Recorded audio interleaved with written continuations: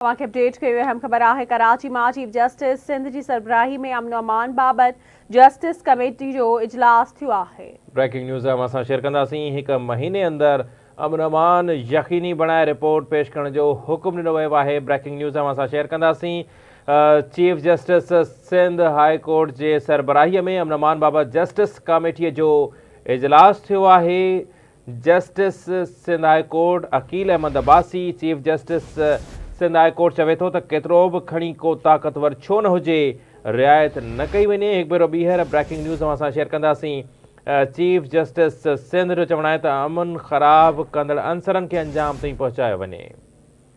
असां ख़बर शेयर कयूं पिया। ब्रेकिंग न्यूज़ आहे। महीने अंदर अमन अमान यकीनी बणाए रिपोर्ट पेश कई वञे। चीफ जस्टिस जो चवणु आहे त केतिरो बि खणी को ताक़तवर छो न हुजे, रिआयत न कई वञे। अमन ख़राब कंदड़ अंसरनि खे अंजाम ताईं पहुचायो वञे। जिन नाज़रीन असां सां जॉइन कयो आहे ब्रेकिंग न्यूज़ असां शेयर कंदासीं। चीफ जस्टिस सिंध जे सरबराही में अमन अमान बाबति जस्टिस कमेटी जो इजलास थियो आहे। तफ़सील मालूम कंदासीं। कराची में आवाज़ न्यूज़ रिपोर्टर शहज़ाद जलबानी असां लाइन ते मौजूद आहे। जी शहज़ाद, कहिड़ा तफ़सील आहिनि? जी अली रज़ा, हाई कोर्ट के चीफ जस्टिस अकील अहमद अब्बासी की सदारत हेठ अॼु प्रोविंशियल जस्टिस कमेटी जो इजलास थियो।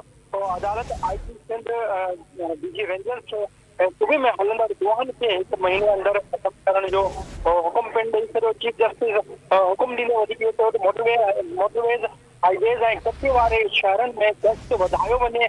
स्ट्रीट किरायनि जे ख़ात्मे लाइ पुलिस जो तादाद पिण वधायो वञे। चीफ जस्टिस उते आईजी सिंध जो उते चवणु हुयो इजलास में त असां वटि 45,000 फोर्स मौजूदु आहे, जंहिंमां 10,000 एहलकार मुख़्तलिफ़ सेक्टर पंहिंजी सिक्योरिटी लाइ जेके उहे मुक़ररु थियल आहिनि। सिंध जे चीफ जस्टिस अमन अमान जी सूरत हाल ते सिंध जे कानून वारे वज़ीर जी राय ते कावड़ जो इज़हार पिण कयो। कानून वारे वज़ीर जो ॻाल्हियूं ॿुधी अफ़सोस थियो जॾहिं वो अमन अमान बाबति अहिड़ी राय रखे थो त पोइ कार्रवाई कहिड़ी कंदो। चीफ जस्टिस जो इहो चवणु हुयो। वधीक चीफ जस्टिस इन मामले ते इहो चयो त हिते वेठल वकीलनि जा नुमाइंदा ऐं मुंहिंजे ख़ुदनि खां कानून वारे वज़ीर ज़िया लंजार खे आगाह पिण कनि।